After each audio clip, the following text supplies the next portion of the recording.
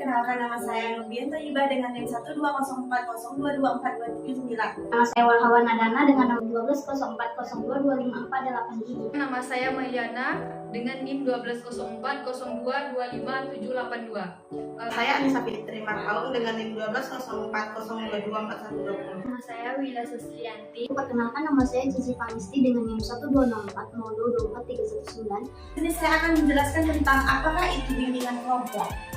Bimbingan kelompok merupakan salah satu teknik bimbingan yang berusaha membantu individu untuk mencapai perkembangannya secara optimal sesuai dengan kemampuan, akal, bakat, serta nilai-nilai yang dianutnya dan dilaksanakan dalam situasi kelompok. Bimbingan kelompok ditujukan untuk mencegah timbulnya masalah pada siswa dan mengembangkan potensi pada siswa. Sekian, terima kasih.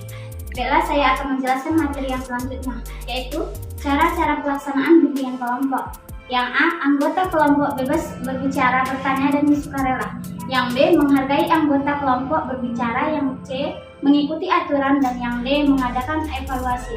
Selanjutnya itu tahap-tahap bimbingan kelompok. Yang pertama ada tahap pembentukan, yang kedua ada tahap peralihan, yang ketiga ada tahap kegiatan, dan yang keempat ada tahap pengakhiran.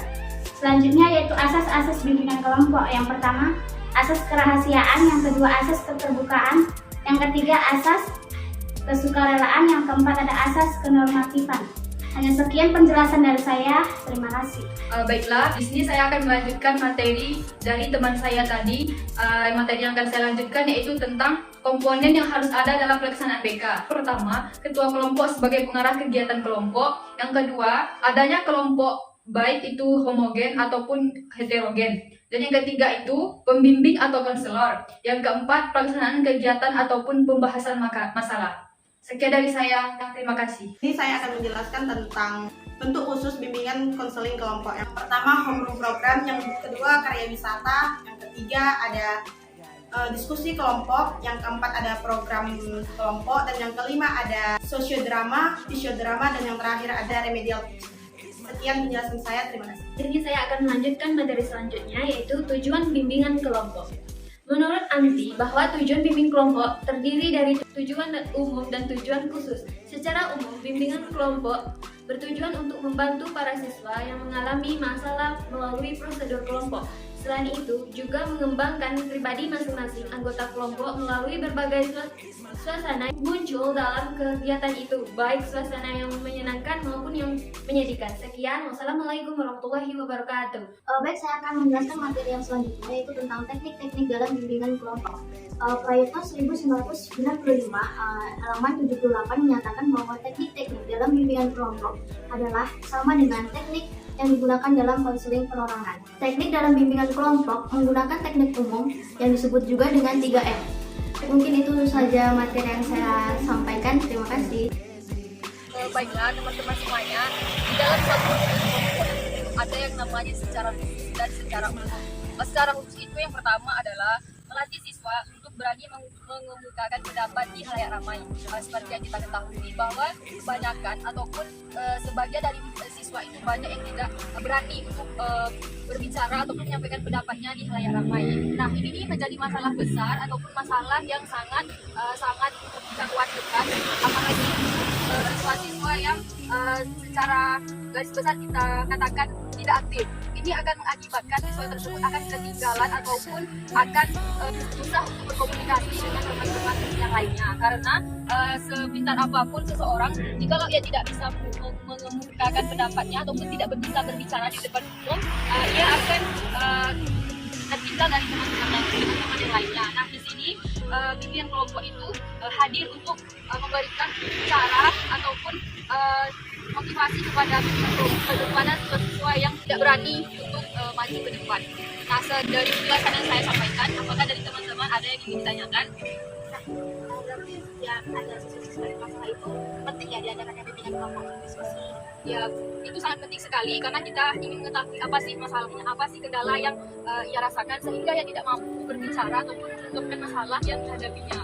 Karena seperti yang kita ketahui bahwa sebesar apapun masalah dan sekecil pun apapun masalah itu ada jalan untuk keluarnya. Tapi kalau seseorang itu hanya memendam masalahnya sendiri, itu akan mengakibatkan masalah besar yang nantinya akan terus berlanjut di kemudian harinya. Dan teman-teman yang lain apakah ada yang ditanyakan? Apa apakah dengan cara melakukan bimbingan kelompok seperti kita sekarang ini, masalah seorang siswa yang tadi tersebut itu apakah bisa diselesaikan atau tidak?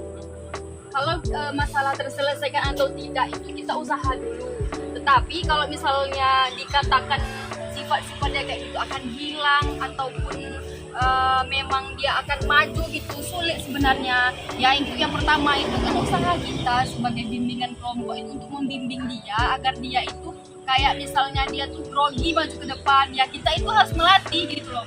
Kayak kita misalnya diskusi di depan, kayak ada yang bertanya, ada yang menanggapi, ada yang menyanggah gitu kan. Kebanyakan kalau diskusi itu kan yang lainnya tuh diam, hanya ngomong tuh beberapa orang. Kita maunya dengan hadirnya bimbing kelompok ini kita itu yang lain ikut aktif gitu loh.